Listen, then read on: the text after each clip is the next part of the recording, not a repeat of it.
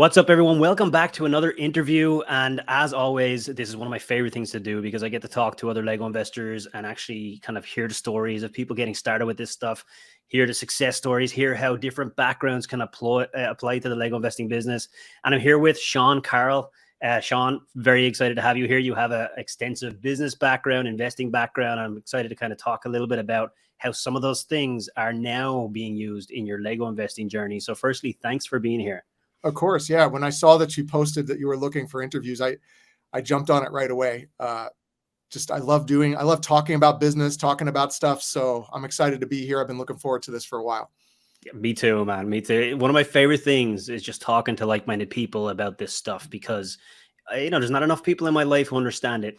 So Sure. it's great. Yeah, it's great. And so, Sean, I'd like to start off with a little bit about your business background because it's pretty interesting. And you shared with me that you run a consulting practice. Is that right? It was at hrkickstart.com. Yeah. So how does, I guess we'll start there because that, obviously is kind of leading us up to your Lego investing journey. And I think it's super interesting that you have another business in a whole separate area, obviously with, consulting. So can you give a little bit of background on, I guess, your journey into business in general and building up hrkickstart.com? Yeah, absolutely. So HR Kickstart is a consulting company that provides human resources services. My wife is my business partner. She's the HR expert. I'm the sales and marketing brain and the strategic brain, the CEO, if you will. She's the talent. She is a wizard with working with startup companies and small businesses to help them with their people challenges. And every business, if they want to grow, you need people. You need good people and you need to inspire people. So we partnered on that relatively recently, about a year or so ago. She was doing some consulting on her own, and then we just decided to bring my brain to what she was doing, and the business has blown up since. It's not all my doing, but what I've brought to it is just more of a promotional aspect and also a strategic aspect, so she can focus on doing what she does best. I've been an entrepreneur in some fashion or another since I've been 17. I've also been a school teacher. I've been a real estate agent. I've done all kinds of things over the years. Probably the thing that I've done the most over the last 20 years has been some element of coaching or consulting. So I did have a digital marketing agency for 6 years or so. Then I got into acting and did that full time for a while the digital marketing agency was kind of fueling me financially. And I still do have some marketing clients that I work with. I don't really promote that as much, but we use a marketing team to promote the HR business. And then I also work with a few companies that want to use our marketing work for them. So we'll do social media and things like that. But so all of that to say, I love business. I've always loved the idea of kind of having that ability to not cap my upside potential, to be able to move and pivot as I felt like we needed to. And then when Lego investing came along, that was about a year or so ago, I've tried just fooling around with flipping stuff online. My eBay account was opened in 1997. So that'll give you some context. I don't know if that makes me an OG or not, but when was eBay started? In the 90s. It was like, I think maybe 94, 95, somewhere in there. Right. So my first flip online was a baseball card, kind of like Gary V, right? And the person had to send me a paper check in the mail because there was no PayPal. Oh, so wow. That's how far back I go. That's fantastic. So that brings us to today, the last year or so. I've really been, as you can see behind me, really committing to seeing what I can do with Lego investing. And it's been great so far. Love it. Yeah, that's incredible. 97. I'd love to actually go back and just kind of jump in a time machine and go back and look at ebay.com at that time. I know you can use some tools online to actually see websites, a couple of years back, but I don't think we can go back to 97. It was wild. It was so hard to do a transaction. Compared to now, I mean, back then we didn't think it was hard. We thought it was incredible. Like, wow, I just sold this thing to some dude, across the country, and I'm going to ship it to him. But it was very clunky, and I don't think anybody saw where it was going, really. But so it's 26 years now. And shipping, even the shipping processes have come so far in the last even 5 years, 10 years, because now they've, integrated it all into the eBay platform, into the Amazon platform. You can buy your shipping through there. You can, obviously things have become a lot more affordable when it comes to things like a shipping scale that you can have at home, or a label printer, so you can quickly kind of do everything from home. You don't need to really go to the post office, at least in the United States, a lot when you're running an e-commerce business. So but like, I think there was a taboo around selling online and the difficulty with shipping for a long time. And I can't imagine what that was like in 97, you know, It was tough. Yeah. And I wasn't selling high volume, but I was in college at the time. And so my game in college, while I was in college, was I would stay up until 3 a.m. and watch these shop at home things on TV. And I would buy these giant lots of baseball cards or memorabilia that they were selling what I thought was super cheap. And then I would take them, sort through and find the good stuff, and then sell them on eBay one at a time. And back then, I think I would make, maybe $50 to $100 a month. But for a college kid, that would, $100 was like, in 1997 would cover my beer money for a while. So but the shipping you mentioned, it was like, do I send this in a white envelope? And then I was always paranoid that they weren't going to get it. But if I paid for tracking, then it wouldn't be profitable. Like, there was this whole game I had to play just to make it work. But it was fun. It was fun. And the trust element, as well is something like e-commerce now is so common, and your neighbor down the street is also flipping things online, so you're not worried about it and stuff. But back then, people were kind of like, am I really going to send my thing to some stranger on the other side of the country? And especially if it was expensive. Like, if it was an expensive item and I'm putting it in the mail, I just kept gaming through the scenario. He says he didn't get it. How do I prove he got it? What if he says he didn't get it, but UPS says he got it? And I still think about that stuff now, but just the tracking and the process and the fact that they take photos of it when it goes on your doorstep now, that would have been real handy in 1997. I never got burned, though. Thankfully, I don't recall a scenario where I shipped something and there was ever an issue. I still have 100% feedback score on eBay, even after 26 years. So, wow. Yeah, that's great. Yeah. Everyone was too busy doing all of their shady internet activity on Napster, and they were not doing right. Yep. Absolutely. Yep. Love it. That's great. Okay. So really, with Lego investing, you're going back to your roots. This is not a new thing for you. Like, you're kind of re-exploring something that you used to do back then with your baseball cards and different things. That's fantastic. Yeah. I love flipping stuff. And it's something I wish I had a little more time to do, because I just like studying markets. I love the idea of arbitrage. Even in my business with the HR business, I'm always looking at how can we arbitrage something to provide better service, to get a competitive advantage.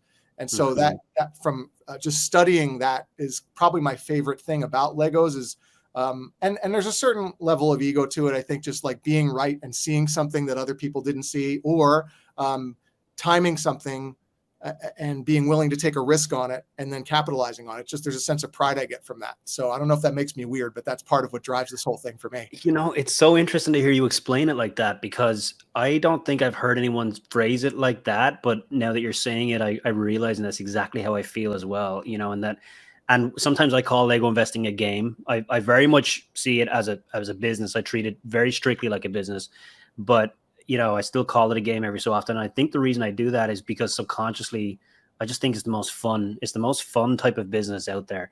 And I've never sat down to think, why do I think it's so much fun? And, the obvious answer would be watching the values, watching the price charts of a set that you invested in going up is obviously a lot of fun.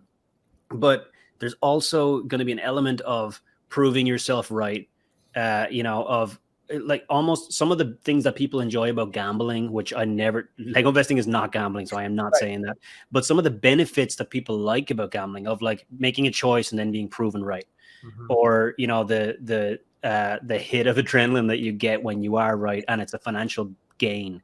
Right. And with Lego investing, I think one of the great things about it is that we can learn how to create that. We can learn how to manufacture it by figuring out how to beat the game, because the game is actually winnable with Lego investing. You can learn how to do it really well, and then you can win again and again and again. And so it's really fascinating way to phrase it. I love that. Okay, so I definitely want to talk a little bit about the realization of Lego investing for you, because it's something I ask everybody, and I think it's so fascinating. But before we get to that point, in terms of, your other business, you mentioned that the Kickstart.com is actually just around a year old. But you have, tons of experience with running a marketing agency and different things like that.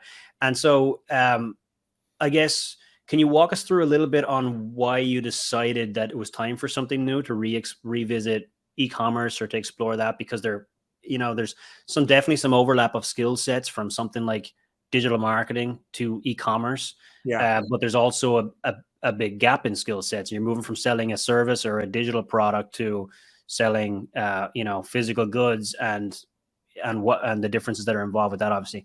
So why did you feel like it was time to do that leap? Yeah. So a couple things. First of all, I get asked the question a lot, why would you spend time doing something like this when you have these other businesses that require no product, much higher margins, et cetera, et cetera? And well, first of all, I believe in having multiple ways to make money at all times. I really like the idea of just setting things up with consistent action, which creates consistent income. And so that the e-commerce has always fascinated me in that way. And I've never found a way yet to do it at a scale that would make it even worth it. And so I started to come across a couple of different arbitrage opportunities. There's textbooks, there's, just plain old online arbitrage. And then I got introduced to this idea of Lego. And what attracted me to it was that the probability factor, that there were actual statistical things you could see in advance following prior trends that would repeat with a high degree of probability. And once I saw that, and then I saw and really started to understand how Amazon worked and how Amazon FBA in particular worked, it clicked for me. Amazon FBA was something that always intimidated me. I always thought it was something that it was going to take a lot of time for me to learn, that I would not be able to figure it out, or that I would have to devote all this time to like managing it all day, every day. Yeah. And don't get me wrong, it requires your attention. It is not like you got to pay attention. But once I saw that it was doable, then I got excited. And and then what really did it for me was, when I made my first profitable sale, and I thought, well, okay, why did that work? Let me try. What if I did that at 5x or 10 or 10x, and started to see that, no, it actually does follow repeatable patterns. And so then I just started to step on the gas, which is how we ended up with what you see behind me. The other thing about it was I was coming out of, I also am an actor. I did mention that. So I do musical theater. I kind of choose projects that excite me. I don't do that full time. I was going pretty hard on it for the last couple of years. And I had a period where it was coming to like kind of a conclusion of my contracts. And I had a little window of time where I was helping my wife get HR moving, and also, getting the digital marketing agency stable again, because I had taken some time away from it. And I had this window, and I thought, well, we're coming up on fourth quarter. I heard you talking about fourth quarter, and what happens with Legos in the fourth quarter. And I thought, well, this is an opportunity. Let me spend some money now and see what happens. And so it all kind of landed right around this time last year, September, October, where I started to invest more heavily. And here we are. So, and it is fun for me. I mean, Amazon annoys me sometimes and all that, but really what attracted me most to it was just the enjoyment factor of being able to put some work in up front, and then follow the profitability. And so it became like almost a mini addiction at that point. I just love the way you're breaking this down, because, it obviously shows your kind of background with business to be able to be so systematic about it, because you're basically saying that you could see that there was a predictability element of Lego investing, where you could look at history, you could look at trends, you could look at data, and you could figure out which sets to invest in. And then, when you layer that on top of this idea of getting little wins, and then analyzing why it was a win, and then doubling down on it, right? Yeah. And that's something that, the best business owners know exactly how to do, right? It's when you get a win, or when you have a failure, look at why that happened. And so, and I think it's something that a lot of Lego investors are probably not doing enough of, which is looking at your past sales when you're trying to figure out what you should be investing in this year. If you're trying to think, okay, so what are my winners that I'm going to pick this year? If I'm going to invest in 10 SKUs, which ones should I do? And let's say it's your second year as an investor, and last year you bought 30 SKUs, because a lot of new investors go broader for more diversity and to learn the market. And let's say you got 30 SKUs. Now you look at your history, figure out what worked, and then think, why did it work, and will it work again? And that's what you just said, right? It's why did it work, and will it work again? And then we double down, and and then when you layer that into the last thing that you said there, which is it's a ton of fun, it becomes addictive. It's almost like it's a repeatable process when you learn how to look at what works. And it's also a lot of fun to repeat it. And so it's a perfect storm of being able to grow a business in a way that's actually enjoyable. Yeah. Yeah. So it's fascinating. And also, you know, I liked what you said about layering some e-commerce in, but it doesn't need to be the biggest, you know, the only way you're going to make money in the future, right? It's the kind of thing when you have other businesses, Lego investing can slot right in alongside it because of using FBA, because of using, you know, the seasonality of it, which, you know, is a big driver of different parts of the year that you're going to be busy versus other times where you're going to be a little quieter, and then layer that in with your other business models. Makes a lot of sense. That's Yeah. great. And so I guess, you know, to take us back to when you first discovered Lego investing, what was that like for you? How did you even, do you remember how you even saw that Lego sets can multiply in value, and what was that what was that journey like for you?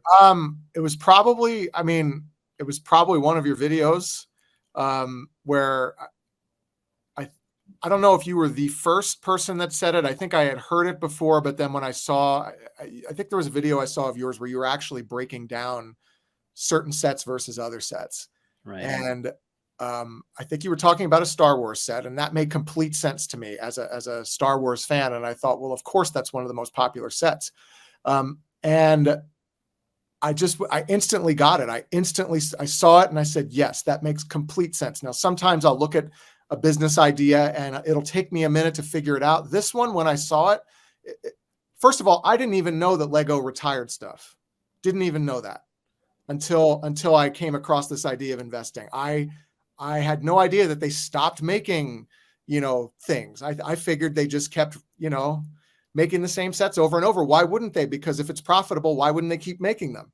Yeah. And I learned, oh, they actually retire some sets. And then it made even more sense to me, because as a baseball card guy, I'm like, you can't get any more, you know, 1989 Ken Griffey Jr. rookie cards. They don't make them anymore. Mm-hmm. But the amount of people that want them either stays the same or grows, and therefore supply and demand has to push the price up. Right. And I also remember this idea of buying a bunch of sets, baseball cards in the 90s that were overproduced, that are still worth the same as they were in 1994. And I thought, well, this just looks like baseball cards to me, just in a box with pieces.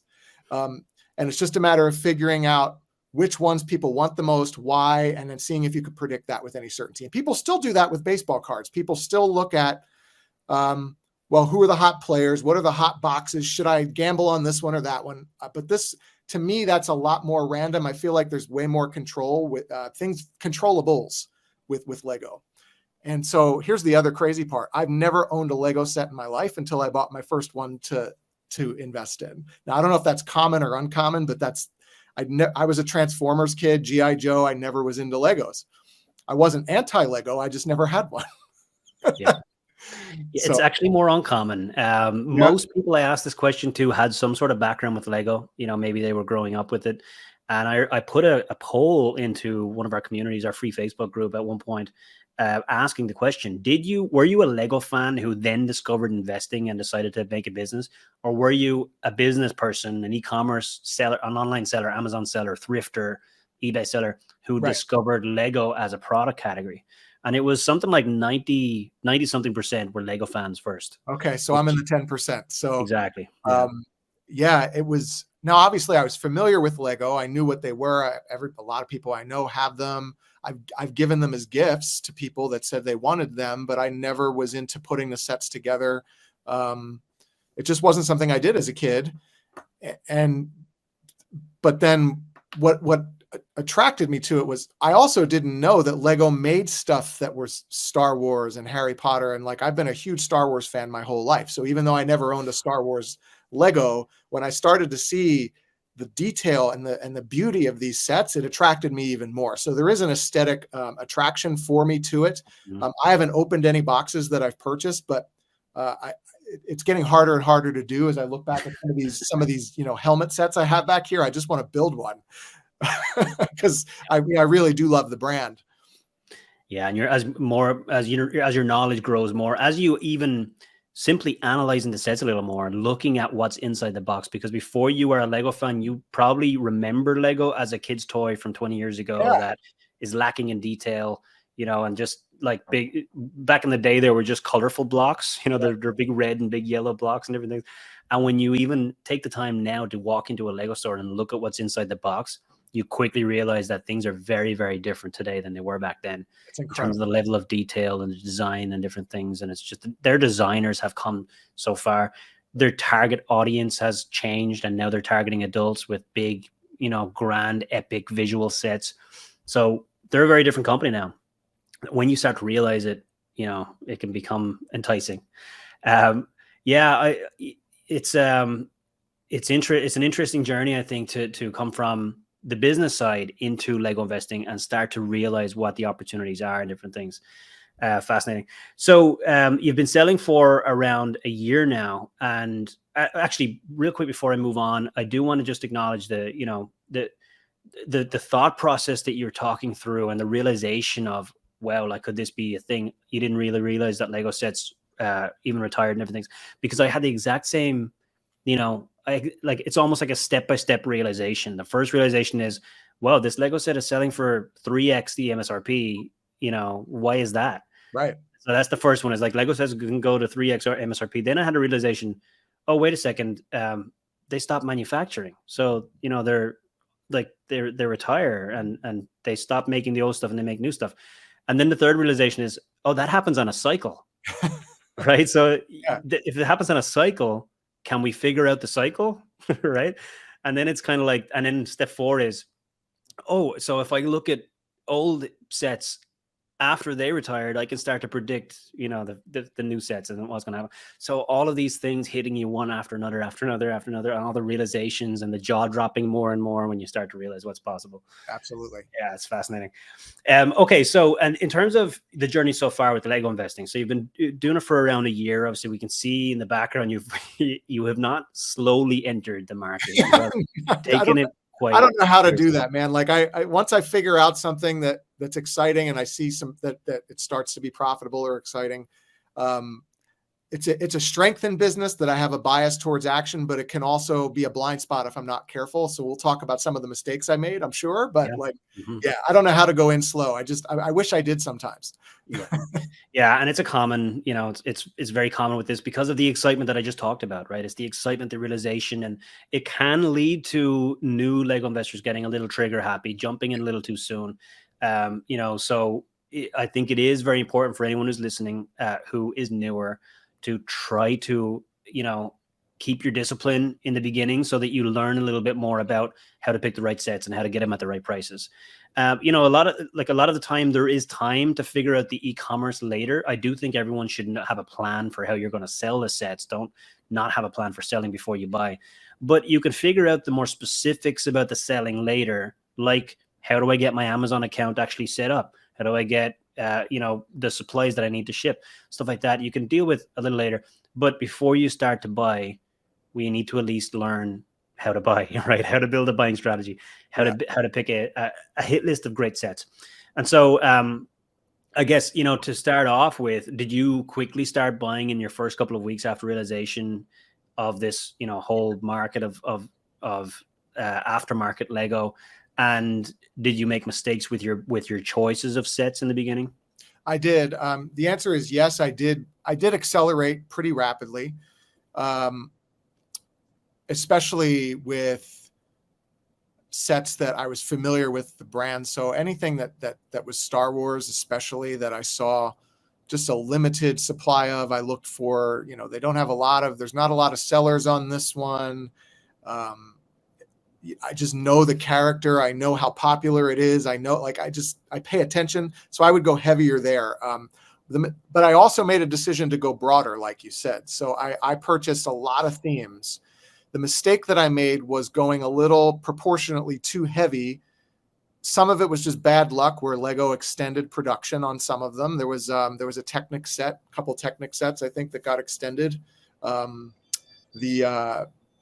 is it, the Porsche, and then I don't know, the motorcycle, I forget the names of the sets, but they got extended.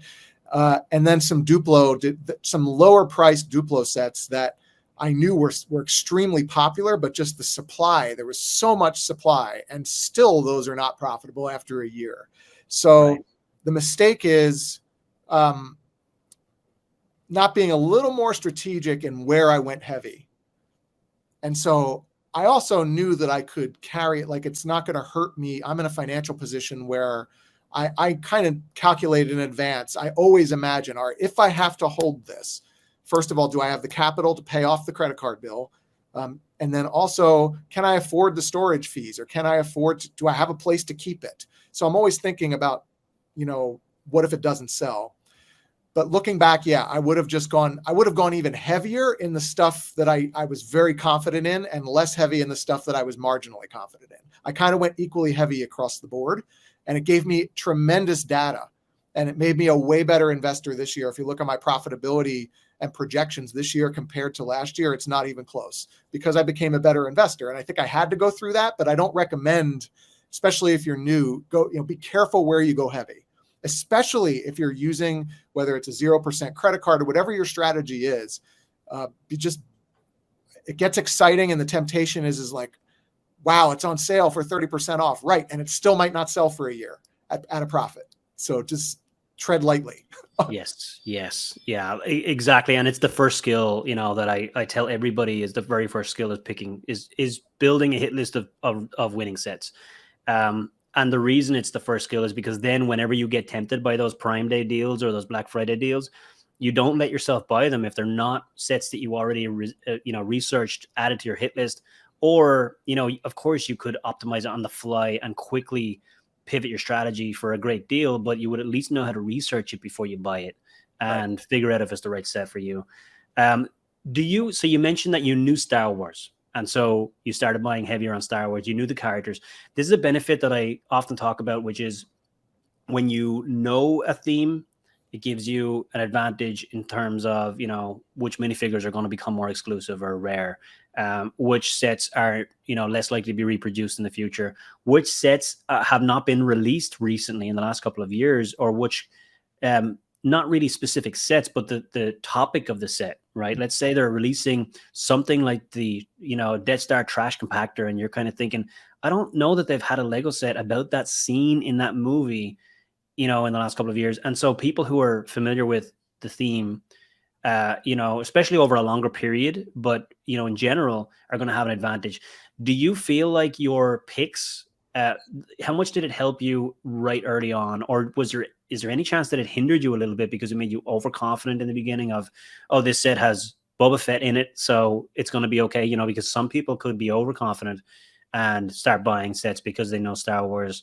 How do you feel like it contributed to your early purchases? I think it gave me an advantage, especially over some of what we'll call the older scenes, like the one you mentioned, like from the original trilogy, because I do think with anything, there's a recency bias. So if there's a new series coming out on Disney Plus, that's, like The Bad Batch, for example, which didn't exist until a couple years ago, there might be some initial juice on that, but a lot of people are seeing it at the same time, whereas a very niche product. But I also pay attention to what are people that I know doing, and what are they talking about? What are the Star Wars fans that I'm close with? What are they talking about?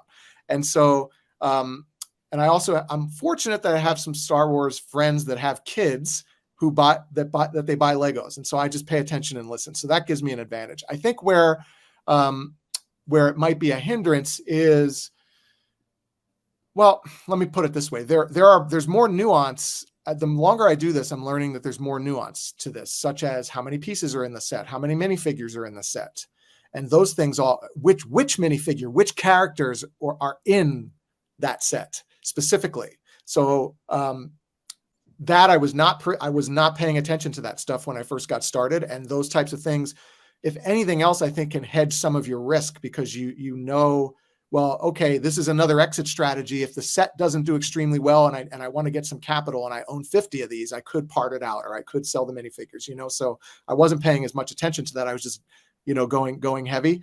But so far, I'm trying to think if I've had a Star Wars set hurt me yet. A lot of them you see back there haven't sold yet, so I can't count my chickens before they're sold, but most of those are sitting at a profit right now. So the sets that I got hurt on were not Star Wars sets. So maybe there is something to it if I just look at the data. Love it. Yeah. And just using your knowledge, because not all Star Wars sets are great investments, and it is a theme that, and it's a theme that can be a little bit deceptive because it has some of the biggest winners, such as TIE Fighter Pilot Helmet, which has become the notorious example of what is possible with Lego investing. But there are also other sets that don't quite reach those same heights, or that are not great investments in general. And so it's a theme that you need to pick winners in. You can't just throw darts blindly and hope that it's going to work. There are some themes that are easier to get reasonable returns in, but when you pick right in Star Wars, you can do very, very well. So having that little bit of extra knowledge is definitely a big benefit. I also used your group too. I mean, if I'm ever on the fence, I don't allow a crowdsourcing opinion to, like, I give it appropriate weight. But if I'm really on the fence about something, or where your group comes in handy is to collect additional data that I might not know about, or that I might not know what to look at.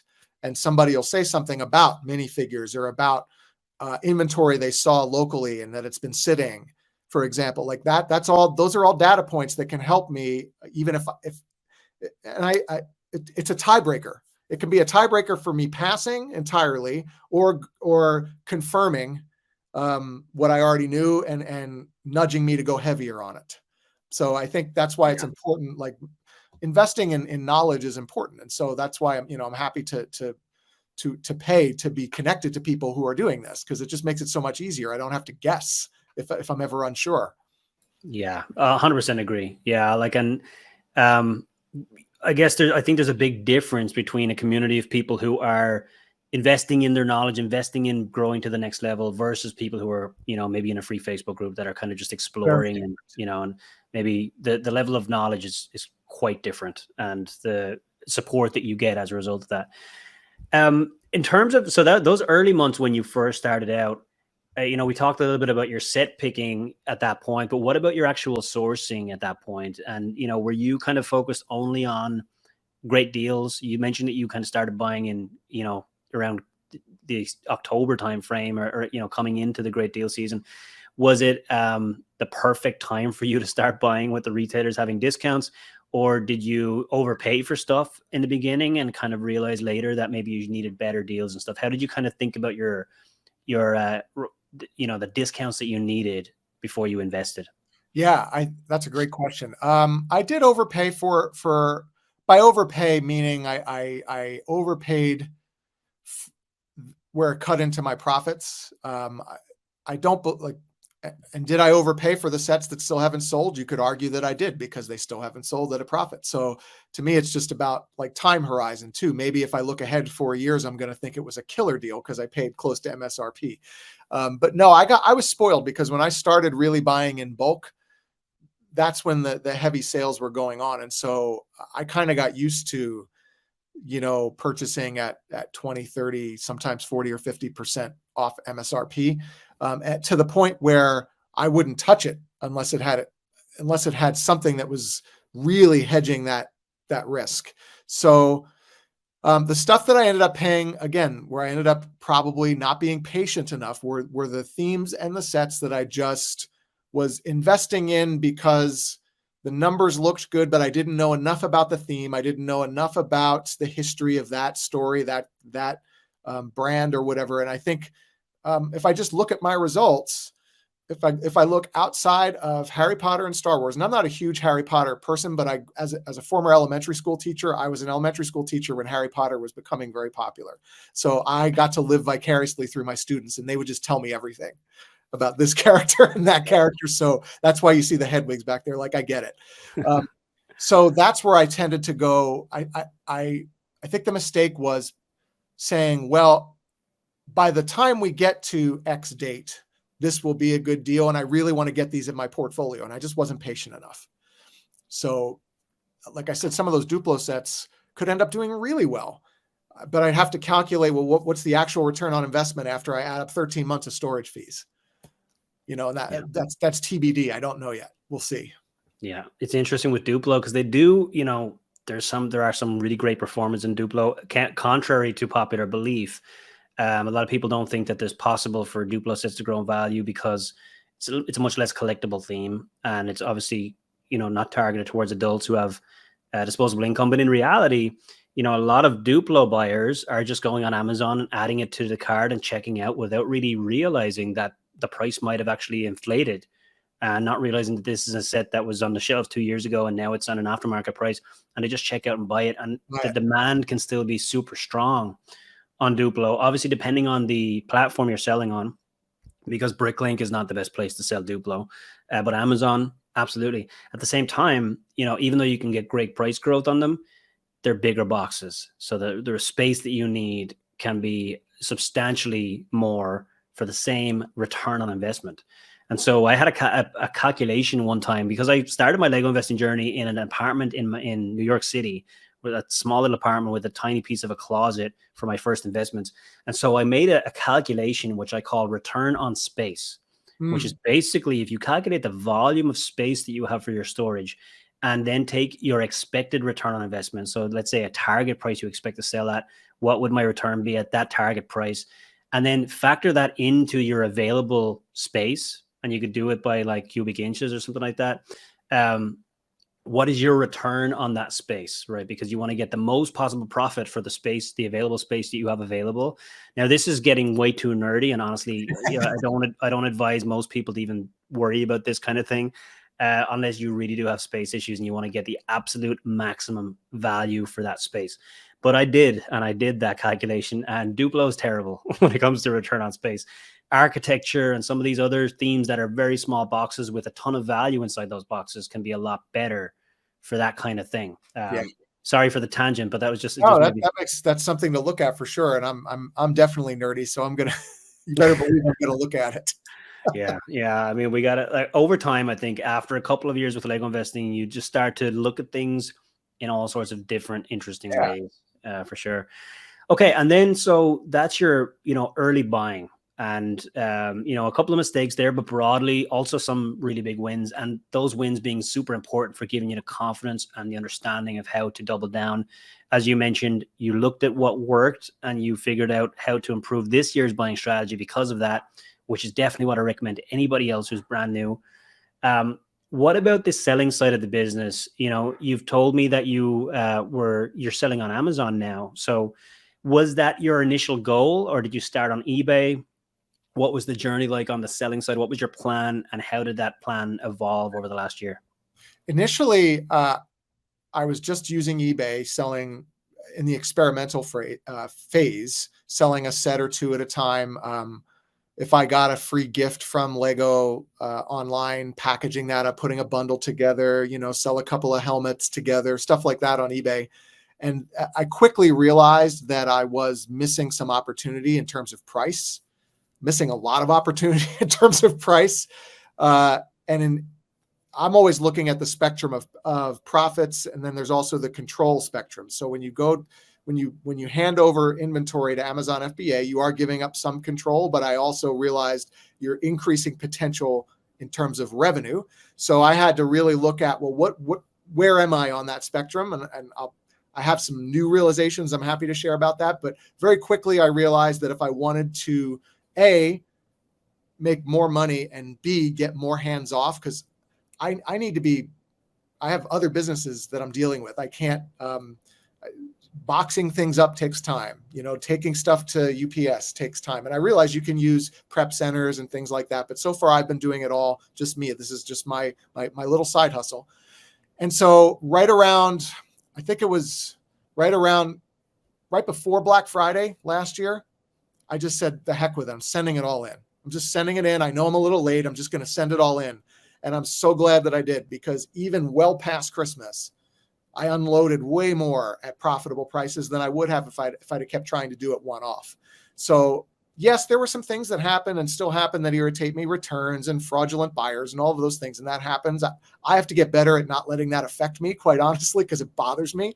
Because I'm like, why would you do that? Why would you lie to steal $60? I don't understand, but I get it. But so aside from those things, I think going to Amazon was the smartest decision. What my approach this year is, I'm thinking anything that's a set that has I haven't decided on the number, whether it's $150 or $200. Seems to be my return percentage on those is much higher. And I have not done the math quite yet to figure out, is it high enough to where it's worth it for me to just sell it on eBay and reduce the chances of fraudulent returns or destroyed boxes? Or am I just overthinking this and it's just part of doing business and I just need to deal with it? So I just sold a few Land Rovers, for like $290 or something. And I think I sold 6 of them and 4 got returned. And that I see that and it kind of bothers me. Wow. I'm not sure if that's just I'm like, is that just an anomaly or is that something to watch? I don't have enough data yet to know. So maybe you have thoughts on that, but that's where I am now with the whole Amazon eBay thing. That's super high. That's a very high return. Yeah, I thought so too. I would say that that's quite unlucky, and I don't think that's the normality. And my experience hasn't been like that at all. But yeah, I think that might be just a really unlucky happenstance. Just coincidence. Yeah. Yeah. Okay. And how has the journey with Amazon been for you? Because a lot of people are nervous about getting started with Amazon, and in terms of, I was terrified. Yeah. Yeah.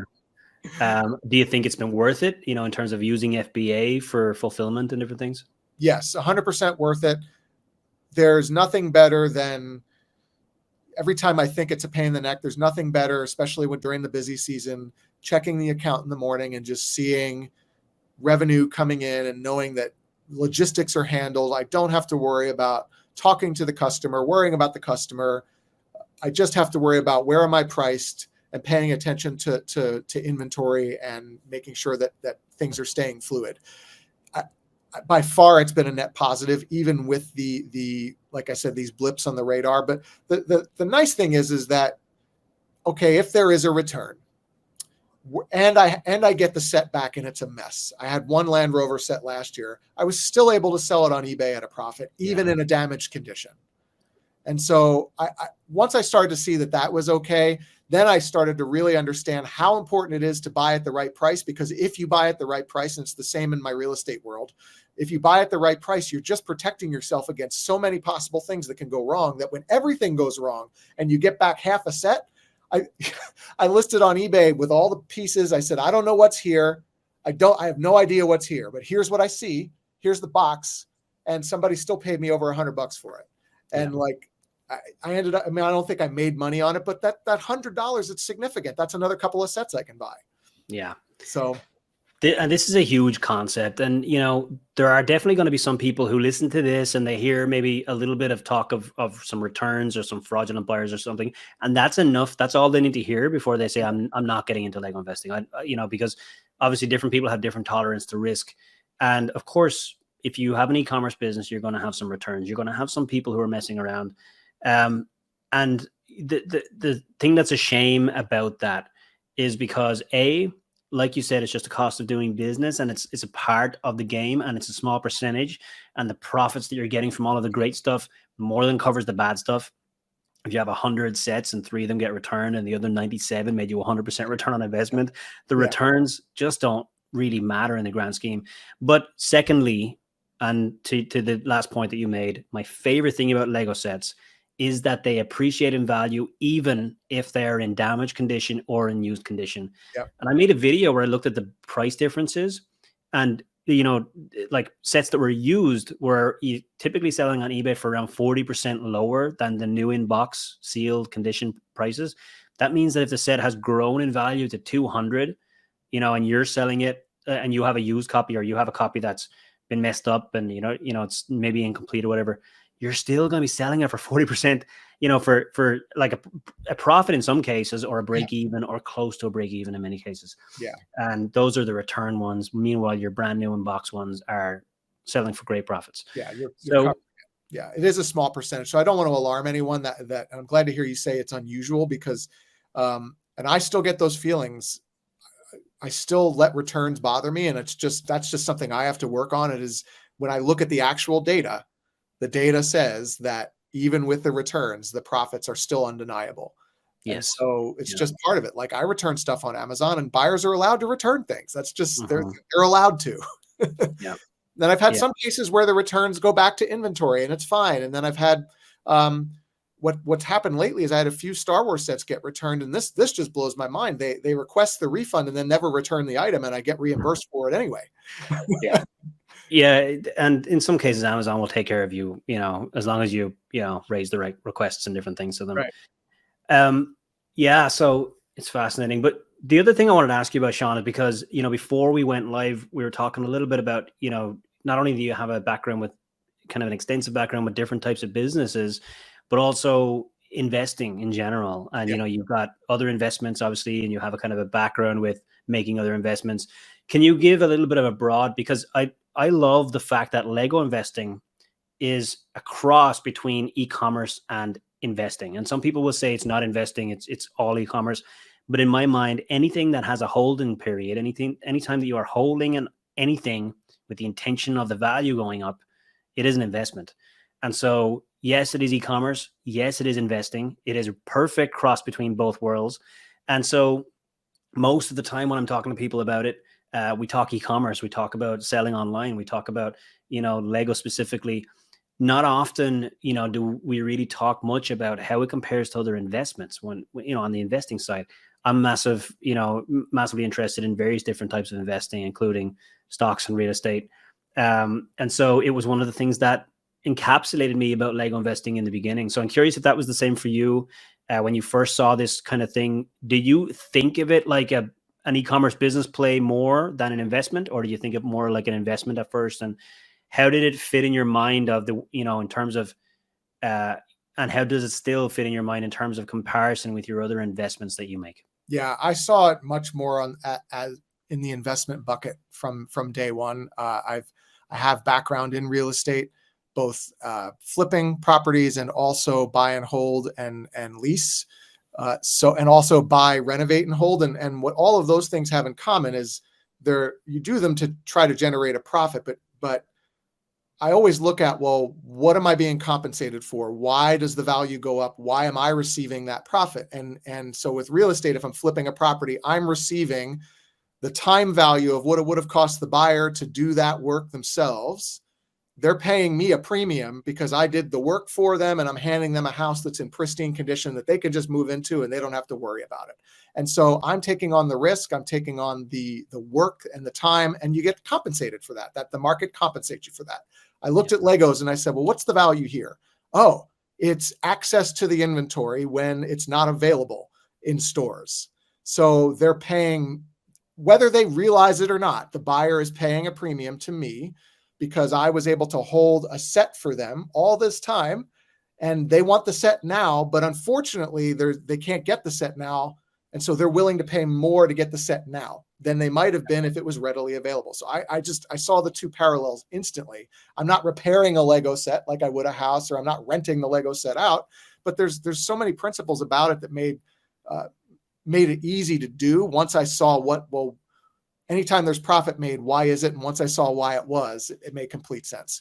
And I've done some short-term flips too with some e-commerce stuff. And to me, it just wasn't as predictable as this and as stable as this. I love having a hold period because that means that if you have patience, you have an advantage. And I do. I'm very patient, as you can see. Yeah, absolutely. And like having an investor mindset builds that patience, and it kind of, just like your baseball card history kind of gave you the confidence and e-commerce know how to not be worried about something like shipping a Lego set across the country, or e-commerce in general. Your investing background will give you the patience element, will give you the idea, or some of the number crunching as well, in terms of return on investment or compounding, some of these mentalities that we need, because compounding, for example, is a massive part of what will make a Lego investor successful over a 5, 10, 20-year period. But it's not something that a lot of people are kind of thinking about much unless you come from an investing background. Yeah. So yeah, that's, and it's, I was kind of the same, and I was, I saw, and I also had the same mentality around the value add, because it's something that I think a lot of people are not aware of, or, they maybe think that Lego investors are not adding value, but I 100% agree. We're adding warehousing, right? We're adding warehousing for this inventory in the meantime while retailers are out of stock. Absolutely. So that's fascinating. So how do you think, do you also do stocks? Yeah, I have a little bit. I've moved more from stocks into real estate. I'm involved in different types of real estate now. So I invest in some apartment syndications and things like that. But I do, as a business owner, I have a solo 401k, which is basically just a fancy name for an IRA. But we get all the benefits of a 401k because we're a small business. And so in there, I do own a few stocks. I don't typically do mutual funds and things like that. I like researching 5 or 6 companies and just, paying attention to those. I'm much more of the Warren Buffett philosophy. Yep. And I've noticed that I've started to adopt that with the Legos and saying, okay, there's a lot of different ways I can make money here. So why don't I watch a few themes very carefully and a few less sets very carefully than trying to go and just grab a little bit of everything. There's not a Lego index fund I can buy. So yeah, I still have some in stocks, but most of our net worth, and we have some in cryptocurrency. Cryptocurrency was kind of just like a long time ago. We put a little bit of money just to see what would happen, and knock on wood, it's turned out okay. But yeah, by no means am I actively in that world. I like stability. I like predictability. The older I get, the more conservative I get, which is interesting when you see a bunch of, toys sitting behind me. But that should speak to how I view it, because I wouldn't do this if I felt like it was really exposing me to super risk. Yeah. So that's kind of how I approach everything these days. And that comes back to what you mentioned, before with the last question around the margin of safety, building in a margin of safety by buying at the right price, right? Yeah. Because if you buy your inventory at a great price, then worst case scenario, you're able to sell and get your money back, right? Yeah. Because you're buying 30% below retail. Even if you sell at retail, you'll cover your platform fees on Amazon or eBay, and you'll walk away. Someone's always going to want these. Someone somewhere will always want a brand new inbox Lego set. And so if Amazon shut down tomorrow and I had to unload these and I just went to the flea market, I could probably sell these. I don't know if that's legal, but I probably could. Yeah.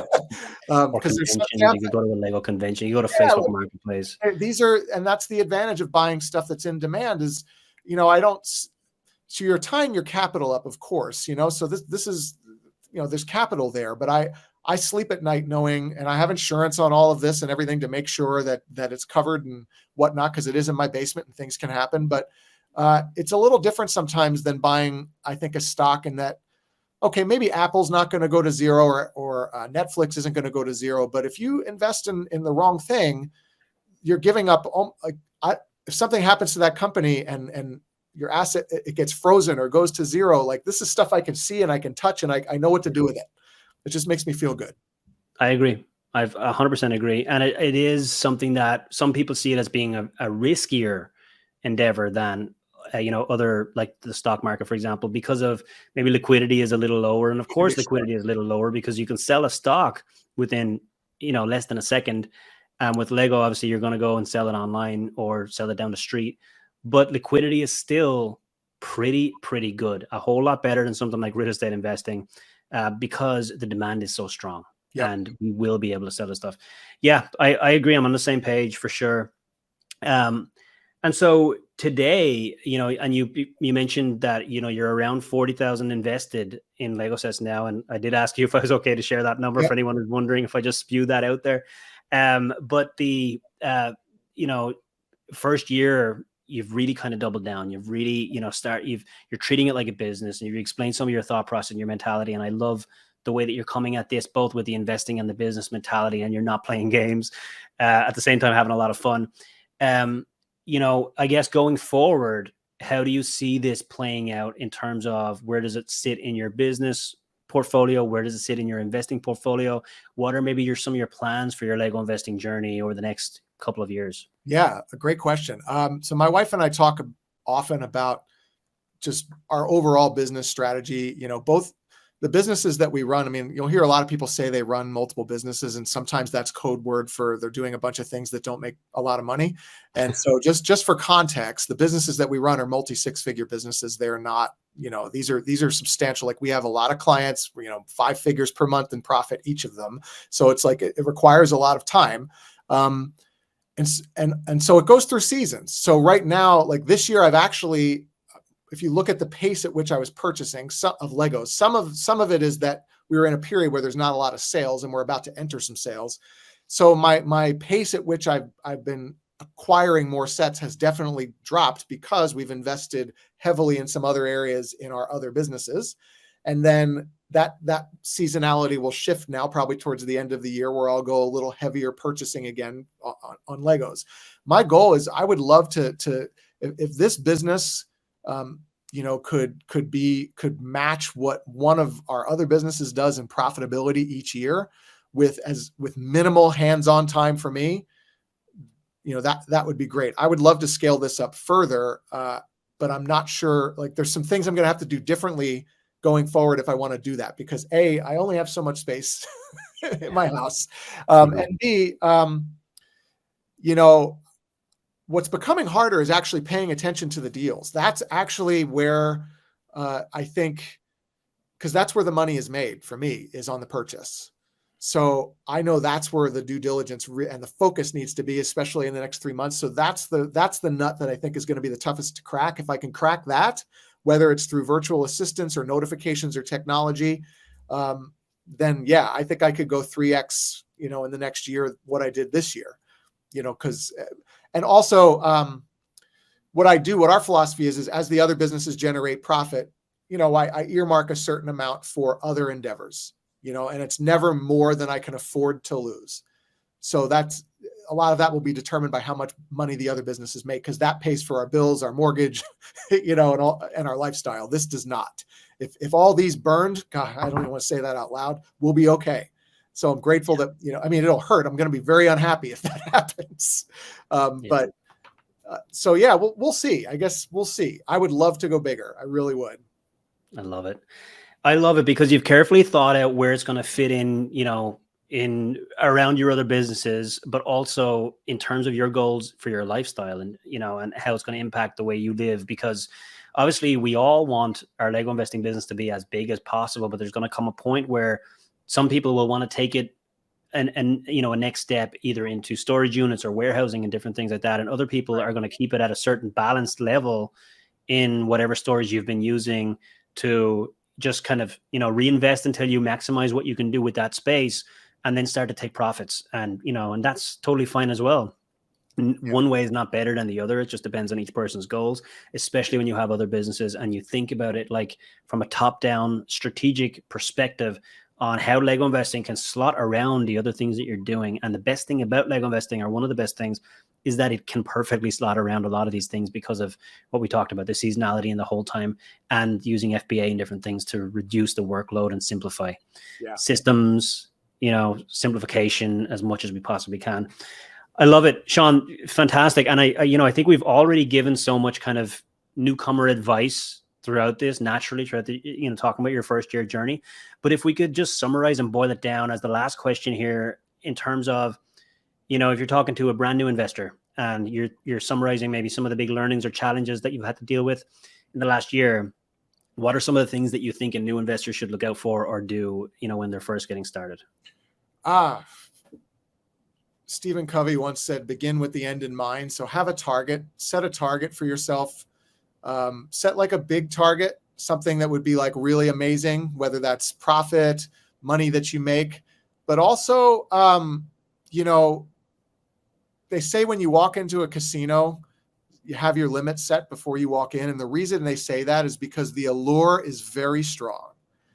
And the last thing I want to see for any newcomer or anybody is to have something that has so much potential and so much fun attached with it be the thing that really hurts you financially.